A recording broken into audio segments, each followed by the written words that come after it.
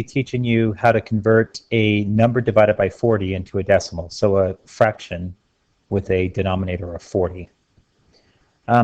When you do these type of problems, I want you to think of it as 13 over 4 times 10.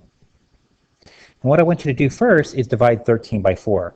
Now, if you take 13 divided by 4, you get 3, remainder 1, right? And 1 out of 4 is 25. So 1/4 is 25. So you would go ahead and write 325, right? It would actually be 3.25. If you did 13 divided by 4, you would get 3.25. But then you're going to divide it by 10, so you're going to end up putting the decimal there. So the decimal equivalent of 1340 is 0.325, which is 32.5%.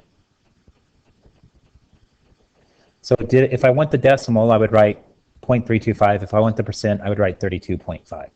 Once again, what I do? In my mind, I basically think of this as 13 divided by 4. 13 divided by 4 is 3, remainder 1, and 1/4 is 25, so I would write 325.